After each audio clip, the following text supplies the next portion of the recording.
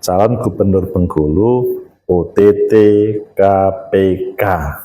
Apakah ini by design, pesanan maksudnya, atau orisinil, sehingga semuanya ramai. KPU diperintahkan untuk segera mengumumkan ini tersangka, tapi di sisi yang lain ada protes demo yang luar biasa.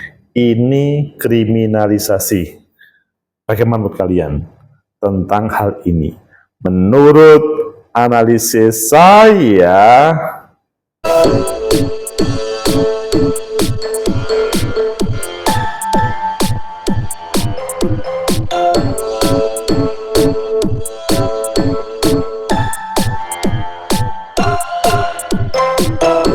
Assalamualaikum warahmatullahi wabarakatuh. Salam sejahtera untuk kita semua. Pecinta masa depan negeri, tegakkan kebenaran, lawan ketidakadilan. OTT KPK, operasi tangkap tangan yang beberapa waktu yang lalu itu diharapkan KPK tidak OTT karena tema politik pemilu. Tetapi pada kesempatan kemarin, tidak sampai H-7, mendekati pemilihan, OTT KPK. Spekulasi pemikiran bermunculan ini adalah by design, tetapi KPK mengatakan ini tidak by design, ini pidana murni, ini kejahatan murni. Padahal sebelumnya salah satu calon pimpinan KPK waktu fit and proper test di Komisi 3 akan menghilangkan OTT. Wah, ini menarik. Ayo kita mencari beberapa media terkait dengan hal ini dan nanti kita kupas apakah ini adalah by design atau original, dan apakah ini akan berpengaruh terhadap kemenangan dan kekalahan pilkada di Bengkulu. Informasinya, yang menjadi calon penantang, maksudnya yang bukan petahana, itu ada hubungannya salah satu elit yang ada di Indonesia ini. Tapi jangan berprasangka yang negatif dahulu, ayo kita kupas.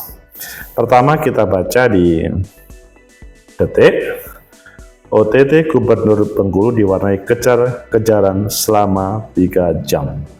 Ini serius, maksudnya ya memang suasana politik, jadi tidak begitu saja dianggap itu bagian dari proses pidana hukum, tetapi ada sesuatu.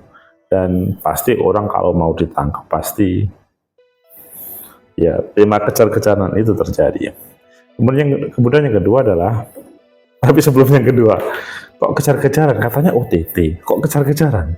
Ini kita lanjutkan yang kedua. Cakup Bengkulu OTT KPK, KPU diminta ikut umumkan status tersangka. Ini kan sepertinya kok ada desakan-desakan ya. Mengapa harus ada desakan-desakan? Kalau memang kita selanjutnya. Kemudian di Kompas, KPU belum bisa batalkan pencalonan cakup Bengkulu yang terjaring OTT KPK ini. Kemudian yang di Kompas juga, Golkar ikuti ketentuan KPU, saya calon Bengkulu Rohidin kena OTT KPK. Waduh, ini pasti ada bagian yang Golkar, atau memang ada yang mau menyakiti partai Golkar. Kalian pilih yang mana? Oke, kita pilih yang KPU terkait dengan yang seharusnya bagaimana, dan sebetulnya ini by design atau tidak. KPU belum bisa batalkan pencalonan cakup Bengkulu yang terjaring OTT KPK, ini alasannya. Jakarta, Kompas.com, Komisi Pemilihan Umum RI belum bisa membatalkan pencalonan calon gubernur Bengkulu Rohidin Mersyah yang terjaring operasi tangkap tangan OTT Komisi Pemberantasan Korupsi. Cakup tersebut, atau meski ini Rohidin berstatus tersangka dugaan korupsi, KPU hanya bisa melanjutkan proses pemilu. Cakup tersebut masih berstatus sebagai calon, dan KPU baru bisa membatalkan pencalonannya kalau sekiranya sudah ada putusan pengadilan yang sudah inkrah. Nah, ini jelas. Idam kemudian memberikan dasar hukumnya yaitu Undang-Undang Pemilu Nomor 10 2016 pada pasal 164 ayat 6 dalam hal calon bupati wali kota dan wakil wali kota ditetapkan menjadi tersangka, yang bersangkutan tetap dilantik menjadi bupati wali kota atau wakil bupati atau wakil wali kota. Ini juga termasuk di gubernur. Kemudian di pasal ayat 7 dalam hal calon ditetapkan menjadi terdakwa pada saat pelantikan, yang bersangkutan tetap dilantik menjadi kepala daerah, kemudian saat itu juga diberhentikan sementara.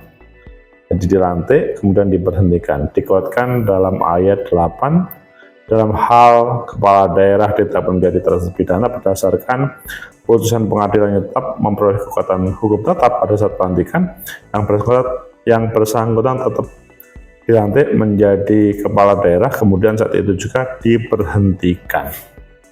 Itu kalau sudah terpilih. Kemudian sebenarnya kok terjadi kejar-kejar mengejar, bagaimana yang terjadi? Ini di detik diceritakan, KPK menceritakan prosesnya. Direktur penyidik KPK Asep Guntur Rahayu menegaskan penangkapan itu tidak dilakukan saat calon gubernur petahana itu kampanye. Petugas KPK menunggu di sebuah tempat, namun diduga sudah terdeteksi dan Rohidin pergi dengan pintu lain. Di awal disampaikan ada di luar, kemungkinan lagi kampanye, pulang sore. Sampai suatu tempat kita tunggu di tempat itu, mungkin rekan-rekan di situ sudah dideteksi keluar dari pintu lain. Petugas kemudian tahu bahwa Gubernur Bengkulu sudah tidak ada di tempat, aksi kejar-mengejar pun terjadi. Kita kejar, itu lari ke arah Padang selama 3 jam saling kejar, yang di depan Rohidin menggunakan Fortuner warna hitam, tapi pada akhirnya bisa kita hentikan. Diketahui dalam kasus ini KPK telah menetapkan 3 orang sebagai tersangka. Mereka adalah Rohidin Mersyah, Sekretaris Daerah Bengkulu Isnan Fajri, IF, dan Anca, ADC Gubernur Bengkulu. Rohidin merupakan calon petahana pada 2024. Pecinta masa depan kritika akan kebenaran lawan ketidakadilan. Itulah yang terjadi. Berbeda versi KPK dengan beda yang terjadi di luar. Kalau versi KPK bukan pada saat kampanye, tetapi ketika mereka mau keluar, tetapi sesudah dibidik atau yang mau ditangkap, nggak tahunya sudah berpindah dan kemudian saling kejar-mengejar sampai 3 jam ke arah Padang. Bagaimana kalian, apakah ini adalah by design? Apakah akan berpengaruh terhadap kemenangan dan kekalahan? Dan apakah atau siapa yang akan memenangkan? Apakah petahana atau penantang baru? Menurut analisis saya, pertama, bahwa terkait apakah ini by design atau bukan, maka memang proses yang selanjutnya akan berbicara.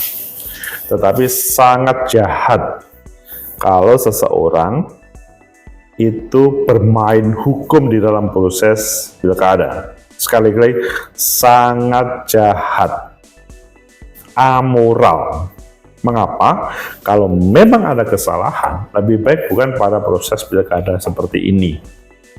Ini lek-lekan, berkontestasi dengan lapang dada, bukan menuki atau bukan dengan cara yang tidak bijak. Kalau memang misalkan ada proses hukum yang tidak beres sebelumnya, lebih baik di jauh sebelumnya. Mungkin ada yang mengatakan, loh, memang pada waktu itu ada misalkan transaksi yang tidak beres, kemudian OTT. Orang bertanya, mengapa pada waktu proses menjelang seperti ini? Apakah tidak ada transaksi yang lain? Apakah ini bukan merupakan semacam alat untuk politik? Sehingga Daripada menjawab itu semuanya, menurut saya seandainya terjadi hukum dijadikan alat politik, ini sangat jahat. Saya pastikan ada peluang yang bersangkutan atau misalkan yang menang karena berbuat seperti ini akan diberlakukan salah oleh lawan-lawan nantinya. Karena bicara kehidupan itu tidak hanya saat ini. Loh, ini mungkin kalian bertanya, loh, ini Mas Agus kok kelihatannya main yang di luar akal? Bukan. Silahkan kontestasi dengan yang sebenarnya. Jangan main hakim, maksudnya jangan main hakim, jangan main hukum. Bahwa hukum itu boleh, sangat bagus, tetapi bukan pada saat ini. Pada saat misalkan ada yang taruhlah selama 5 tahun petahana mengabdi untuk taruhlah Riau, Bengkulu, kemudian ya itu saja, bukan pada saat ini. Ini kan masalah besar. Menurut saya ini adalah masalah yang kurang tepat ketika proses taruhlah misalkan di tengah-tengah kampanye ataupun proses mendekati coblosan. Kalau memang ada yang tidak beres, ya mengapa pada saat ini? Meskipun mungkin orang mengatakan, kapanpun itu hak kami.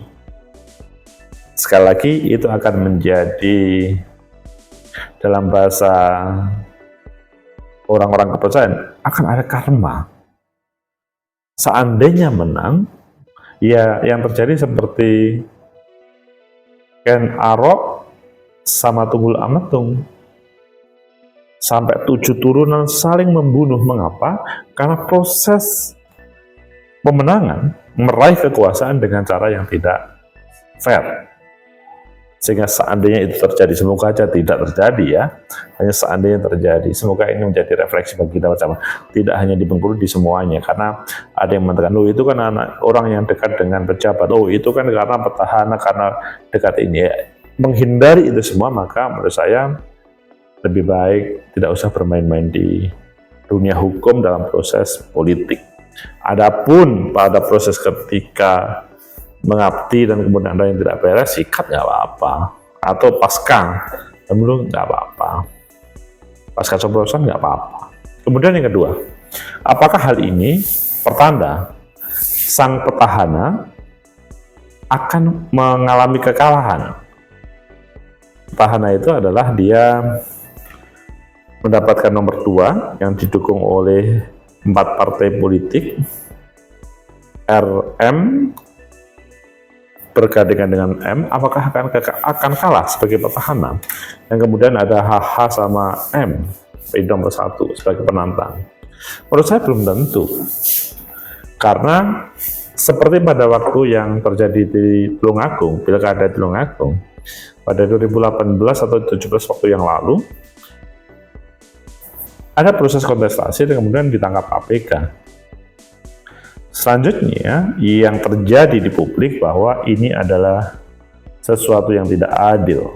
Maksudnya, meskipun memang berbeda sih suasananya dengan Bengkulu itu berbeda, tapi hal itu menjadikan masyarakat tidak percaya. Di Bengkulu pun sangat mungkin itu terjadi, meskipun kita tidak tahu yang terjadi ya, tinggal calon tim meyakinkan kepada masyarakat. Nah, masyarakat selanjutnya apakah akan berpikir memilih yang mana? Tapi bahwa seseorang yang menjadi tersangka itu belum tentu kalah, tetapi juga belum tentu menang. Sehingga hal ini hanya menjelaskan kemenangan itu bukan karena tersangka. Kemenangan itu adalah bagaimana meyakinkan para pemilih one vote. Selama belum didiskualifikasi oleh KPU, maka dia punya hak yang sama. Dan bangunan untuk election itu tidak hanya H-7, tapi jauh sebelumnya. Kita lihat aja nanti. Kemudian yang ketiga, tadi juga dijelaskan bahwa seandainya terpilih pun akan dilantik meskipun kemudian diberhentikan.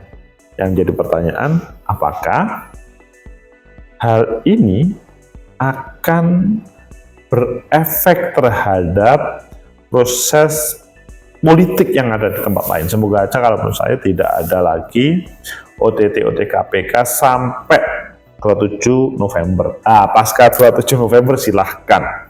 Bukan berarti ini memberikan kesempatan orang yang bermain, misalkan incumbent petahana untuk dengan para elit atau dengan orang para pengusaha, bukan. Ini temanya politik. Tapi kalau misalkan ada yang bermain-main, yang ditangkap utama adalah yang berani memberikan itu, bukan yang menjadi sasaran adalah sang calon. Meskipun kalian sering melihat kepada saya orang yang mengkritik terhadap politik uang, pemberian sesuatu karena korupsi atau yang lainnya, tapi bahwa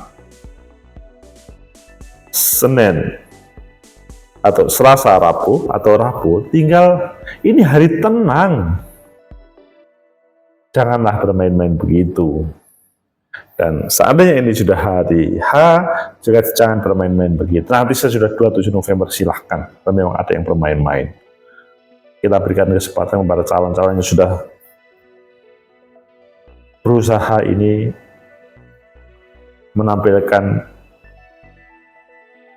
meyakinkan kepada para pemilihnya, dan ya tergantung perjuangan selama ini. Pecinta masa depan negeri, tegakkan kebenaran, lawan ketidakadilan, sehingga bermain-main dengan penegak hukum, bermain-main dengan hukum sebagai alat untuk kemenangan, menurut saya itu sangat tidak baik, sangat tidak bijak. Kalau memang bersalah, bukan pada saat sekarang, tapi sebelum ataupun sesudah. Semoga bermanfaat. Like, subscribe, comment, and share. Sampai jumpa.